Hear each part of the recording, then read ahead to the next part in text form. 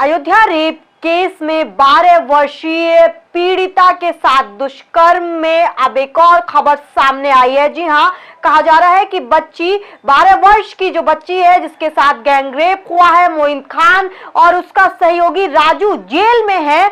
आपको बता दूं कि खबर आ रही है कि बच्ची प्रेग्नेंट है और एबॉर्शन के लिए परिवार से सहमति मिल गई है। आपको बता दें कि पुलिस ने, प्रशासन ने परिवार से सहमति ली।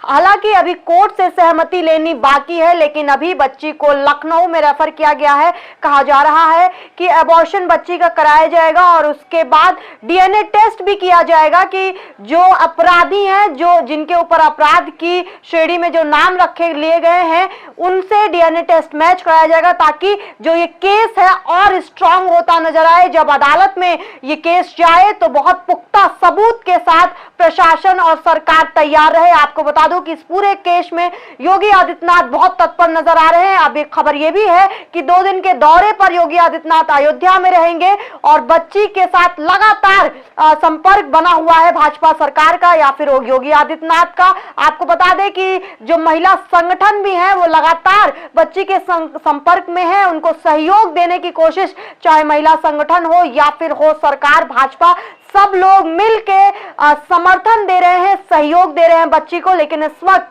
जिस हालत से, जिस स्थिति से बच्ची गुजर रही है, मात्र 12 साल की बच्ची जिसके साथ रेप होता रहा और रेप करने वाला मोहित खान, जो चौगुनी उम्र का मोहित खान, उसका सहयोगी राजू और एक और आदमी, 3 लोगों पर यह आरोप लगाया गया है कि तीनों ने मिलकर लगातार बच्ची के साथ रेप किया। मामला खुला, लेकिन समाजवादी पार्टी के मुखिया अखिलेश यादव को डीएनए टेस्ट की पड़ी हुई है, नार्को टेस्ट की पड़ी हुई है। अब डीएनए टेस्ट और नार्को टेस्ट होता क्या है आपको समझा देती हूँ। दरअसल डीएनए टेस्ट का मतलब है कि अगर आपकी जो शुक्राणु है या अगर बच्चे से, अगर मोहित खान से मैच होते हैं तो यानी कि जो प्रेगनेंसी है या जो रेप है, जो बच्चा है, वो मोहित खान का होगा। और अगर नार्को टेस्ट की आपको बताओ तो नार्को टेस्ट एक मशीन है जिसमें आप झूठ बोलने की गुंजाइश नहीं रहती है। अगर वो मशीन होगी और आपसे सवाल करेंगे डॉक्टर्स तो आपका दिमाग सिर्फ सच ही जवाब देगा। अखिलेश यादव ने डिमांड की है कि नार्को टेस्ट और डीएनए टेस्ट भाजपा सरकार कराए और बच्ची के जो सहयोग में कोई कमी ना रखे।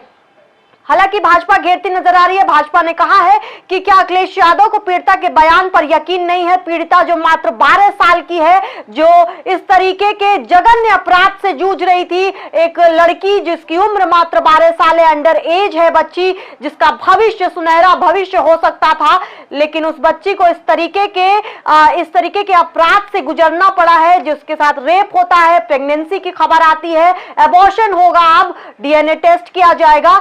हालांकि कोर्ट से अभी डीएनए टेस्ट की मांग नहीं प्रशासन ने की है, अनुमति मिलेगी कोर्ट से तब डीएनए टेस्ट होगा। लेकिन इसके साथ ही आपको बता दें कि सरकार की योजना के तहत 2500 रुपए हर महीने और 4000 रुपए हर महीने बच्ची को 2500 रुपए हर महीने बच्ची को मिलेंगे और 18 साल तक बच्ची को 4000 रुपए महीने सरकार के द्वारा दिए जाएंगे। लेकिन क्या पैसे की लीपापोती से बच्ची के साथ जो अपराध हुआ है, ये सब कुछ बैलेंस किया जाता है?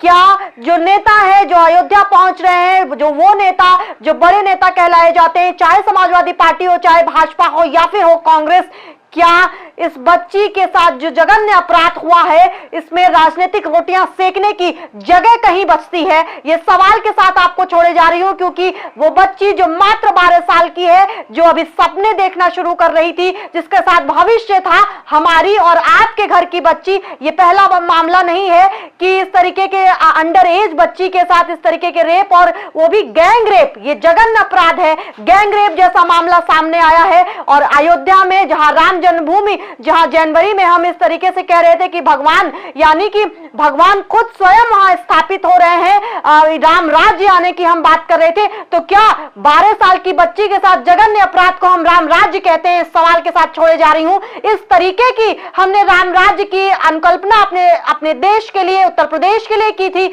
आप और हम को सोचने की जरूरत है कि क्या राजनीति से इतर उस बच्ची को सोचने की जरूरत नहीं है? क्या नार्को टेस्ट कराने की जरूरत है उस बच्ची के लिए, जो 12 साल की बच्ची है, जो प्रेग्नेंट है, जिसके गर्भपात की बात कही जा रही है, प्रशासन ने परिवार से सहमति ली है, उस मां की सोचिए। मां ने मीडिया के सामने रोते हुए कहा है कि मेरी बच्ची की जान चली जाएगी और ये मर्डर होगा। लेकिन इन सब के बीच हर पार्टी का नेता, हर बड़ा नेता अपनी अपनी राजनीतिक रोटियां सेकने को तैयार है। जहां भाजपा हो चाहे हो समाजवादी पार्टी, अपने अपने क्षेत्रों में अगर ये ऐसी घटनाएं सामने आती हैं तो शायद मामला इतना आगे नहीं बढ़ता है। लेकिन क्योंकि अयोध्या है, समाजवादी पार्टी है वहां पर, इसलिए समाजवादी पार्टी और भाजपा की तू मैं बनी हुई है। लेकिन किसी को नहीं पड़ी उस 12 साल की बच्ची की, उसकी मां की, जो लगातार उस बच्ची को अपने हॉस्पिटल्स में लगातार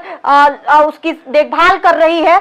नेता जाते हैं हॉस्पिटल में, मिल के आते हैं। हालांकि लखनऊ रेफर किया गया है, लेकिन लखनऊ रेफर करने के लिए इस बात का रीजन दिया जा रहा है कि बच्ची का अबॉर्शन कराना है। लेकिन क्या इस तरीके के लखनऊ अगर रेफर ही करना था आपको, तो क्या पहले इस तरीके के कदम नहीं उठाने चाहिए थे? तमाम से सवाल हैं, तमाम प्रश्न चिन्ह हैं सरकार के लिए भी और ऑपोजिशन में बैठे अखिलेश यादव के लिए भी। आपके अपने शहर गोरखपुर में सोमानी टाइल्स, सैनिटरी वेयर एवं बाथ फिटिंग का एक्सक्लूसिव शोरूम। सोमानी स्टूडियो सभी प्रकार के डिजाइनर एवं वेलकम टाइल्स का भव्य शोरूम फुटकर एवं होलसेल पर उपलब्ध है।